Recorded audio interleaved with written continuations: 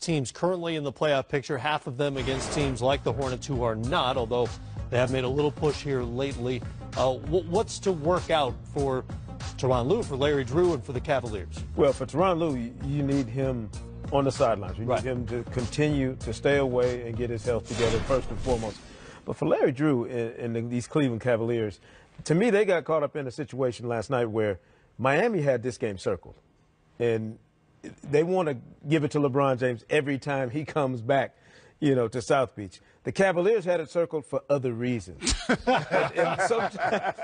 What reasons are those? Well, those are better left unsaid. Okay. I think sometimes, you get caught up in a situation late in the season where LeBron knows he's not fighting for the top seed in Eastern Conference. So what's his motivation to go down there and prove a point when he knows he doesn't have a full complement of players? They're not prepared for a playoff-type game against this Miami team.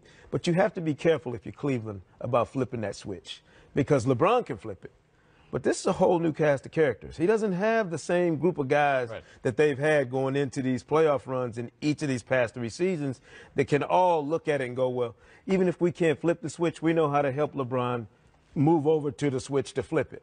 Now you're talking about guys, as Jay mentioned, who are not familiar with the roles they're going to play on this team in this atmosphere, and the playoffs will be different. Jordan Clarkson, Nance Jr., all of these different guys, Rodney Hood. It is going to be a different kind of playoff pressure that they're not used to. Even if they've been to the postseason in Rodney Hood's case, you don't know what it's like being on a playoff team with LeBron and the scrutiny that comes with that. But the one thing that's different is that he doesn't have a lot of old heads, a lot of old guys that's not athletic. He's got a lot of athletic guys. Even with Clarkson and Nance and them, I'd rather go in there this year in the playoffs with them instead of what he went in there last year with Williams and all of them. They are more athletic, and I think they'll adjust to it. And once you get into the playoffs, it's just like if you got butterflies, once you start going up and down that court, you're going to adjust to it. And I think that's a little different. They're going to be a little bit more athletic, and they'll be a little bit more different. I still think they're probably one of the teams to beat in the East, because that's what I feel that way. My only concern is that how much time do these young guys need to get adjusted? Because normally you have a great cushion when you got Kyrie Irving and a healthy Kevin Love and LeBron, on your side. Now you got LeBron at the height of his power, still obviously at 33 and 15 years deep in his career. But Kevin Love's got a chiclet loose. He's had injury after injury, tough season for him physically. And you don't have that second scorer, that dynamic second option like you've had in Kyrie that can rescue you, early in games, early in a series, and certainly at crunch time when you need somebody to make that shot. That element is gone from this team. Well, not only has this group not gone through a playoff run together, because the season has been so segmented, this particular group has not been healthy together for a good run of games of more than 5 or 6 in a row so far this season. Mentioned it off the top, LeBron said yesterday he would vote for himself for MVP if given the opportunity. Hey, why not? It's hard to imagine James Harden not winning it for the first time, but it is remarkable that LeBron is legitimately still in the conversation 15 years into his career. And you think about some of the great athletes of all time, most of them aren't doing this kind of stuff 15 years into their career. Karl Malone was still great. He was great. Still posing 15 years into a season. Martin Brodeur, maybe the first time I've ever said that name on this network. And correctly. Led the NHL in games and minutes. Randy Johnson, the big unit, led the majors in wins and strikeouts in his 15th season. And last but not least, Tom Brady, who's still getting it done into his 40s. Look, Babe Ruth led the majors in home runs in his 15th year in the major leagues. But those instances are few and far between. In context, where does this season rank among LeBron's career? To me, it has to be ranked up here real high. It's got to be at least in his top 3, because you got to think about it. In my 15th year, I was sitting down talking about, let's go get a cocktail or something.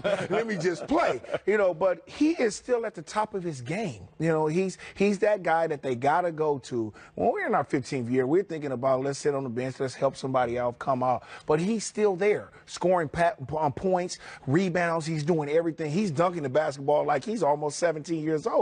He's doing that thing. And I think he has to rank this up here high. What's a guy who's got 30,000 points, 8,000 rebounds, and 8,000 assists? First to ever do it in NBA history. Who can imagine that at 15 years? Yeah. So I think he has to. He knows that he's still in great shape, and he's still up there, and he's still going to break a lot of records. You know, I think he's still got about 4 years left in him, really good at a high level, and I think that he can do that, and he's going to break a lot of records. Yeah, I mean, I think you hit it on the head. The thing with all those guys, they're all amazing at that stage of their career. The thing about him, though, at that stage, he's the best player. Still. Like unquestionably the best player. That's what's the most amazing part. Not that because look, Kobe was still great prior to that last injury late in his career. You saw the numbers from Karl Malone. I mean, there have been guys who've been really good at that stage of their career.